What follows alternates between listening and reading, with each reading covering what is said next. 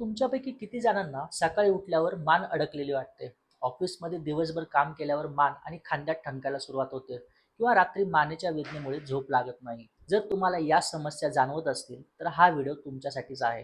कारण हा केवळ थकवा किंवा साधा ताण नसून तुमचं शरीर देत असलेलं एक महत्त्वाचा संकेत असू शकतो.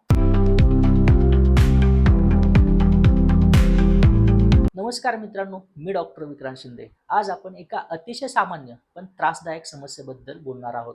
ती म्हणजे मानेचा सतत होणारा त्रास. आपल्या मानेच्या भागातील मणक्यांच्या साखळीला सर्व्हायकल स्पाइन म्हणतात. हा आपल्या पाठीच्या मणक्यांचा सर्वात वरचा भाग आहे, ज्यामध्ये 7 छोटे मणके असतात. हे मणके आपल्या डोक्याचे वजन उचलतात, साधारण 4 ते 5 किलो. याशिवाय या मणक्यांच्या आतूनच आपल्या मेंदूतून खाली येणारा मज्जातंतू जातो, जो संपूर्ण शरीराशी संदेश वाहतो. म्हणजेच हा एक अतिशय नाजूक पण महत्त्वाचा भाग आहे.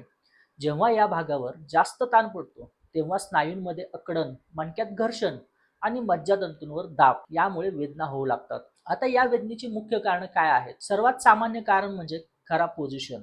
दिवसभर कॉम्प्युटरवर काम करताना, मोबाईल वापरताना आपण मान पुढे करून बसतो. यालाच टेक्स्ट नेक म्हणतात. यामुळे मानेच्या स्नायूंवर 4 ते 5 पट जास्त ताण पडतो. दुसरं कारण आहे ताण आणि चिंता. मानेचे स्नायू अतिशय संवेदनशील असतात. चिंता किंवा तणावामुळे हे स्नायू अनिश्चितपणे तणावग्रस्त होतात आणि वेदना निर्माण करतात.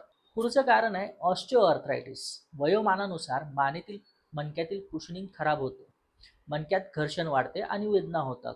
पुढचं कारण आहे सर्व्हायकल स्पॉन्डिलोसिस. ही एक डिजनरेटिव्ह स्थिती आहे, ज्यामध्ये मणक्यात ॲबनॉर्मल वाढ होते, ज्यामुळे मज्जातंतूंवर दाब बसू शकतो. हेच तुमचा सततचा त्रास होऊ शकतो. आता सर्वात महत्त्वाचा प्रश्न, याचा उपाय काय?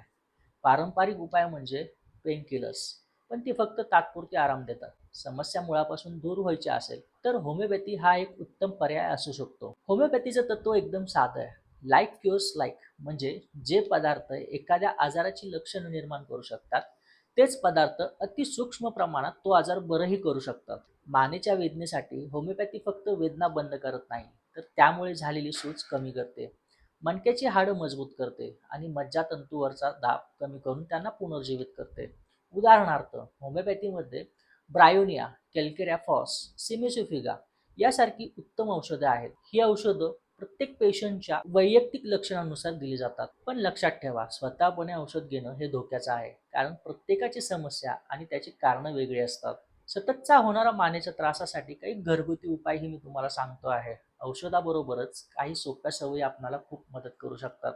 जसं की काम करताना मान थेट आणि खांदे सैल ठेवा. दर तासाला 5 मिनिटं ब्रेक घ्या. मानेचा स्ट्रेच करा. खूप जाड किंवा खूप पातळ उशी मानेला ताण देऊ शकते. नियमितपणे मानेचे आणि खांद्याचे व्यायाम करा. मित्रांनो, मानेचा सततचा त्रास हटवण्यासाठी योग्य निदान आणि उपचार आवश्यक आहेत. तो काही दिवसातच निघून जाणारा ताण नसून आजाराचा संकेत असू शकतो. या व्हिडिओमध्ये आपण इथेच थांबूया.